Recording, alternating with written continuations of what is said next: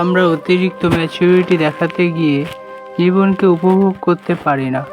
বড় হয়েছি, এখন আর এসব ইচ্ছে মানায় না। লোকে কি ভাববে, সমাজের চোখে ছোট হব, এগুলো এখন বাচ্চামি, আমাদের সাজে না। এইসব কিছু ভেবে আমরা প্রতিনিয়ত নিজের ইচ্ছে, শখ, স্বপ্ন নিজের হাতেই মেরে ফেলেছি।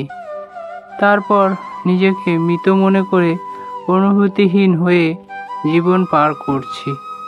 আপনার যদি ৪৫ বছরেও গিয়ে বৃষ্টিতে ভিজতে মন চায়, কিছু না ভেবে উঠোনে নেমে পড়ুন।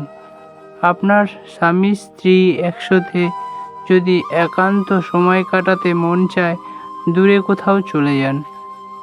ইস, ছেলে মেয়ে বড় হয়েছে, কি ভাববে, এই চিন্তা মাথা থেকে ঝেড়ে ফেলুন।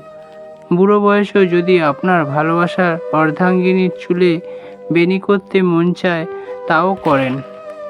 নাতিপুতি হয়েছে তো কি হয়েছে, আনন্দ নিয়েই জীবন কাটান। কলিগের সাথে আড্ডায় বসে যদি আপনাকে ফর্মালিটি মেনটেন করতে হয়, তাহলে আড্ডা থেকে চলে আসুন।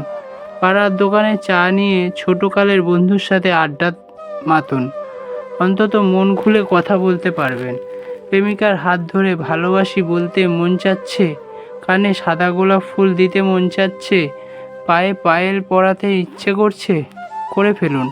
কারণ ম্যাচুরিটি দিয়ে কখনো ভালোবাসা হয় না, একটু পাগলামি থাকতেই হয়, তবেই না ভালোবাসাটা সুন্দরময় হয়। লাল টুকটুকে শাড়ি পরতে মন চেয়েছে, বয়স বেড়েছে, মানুষ বলবে বুড়ি বয়সে শখ কত।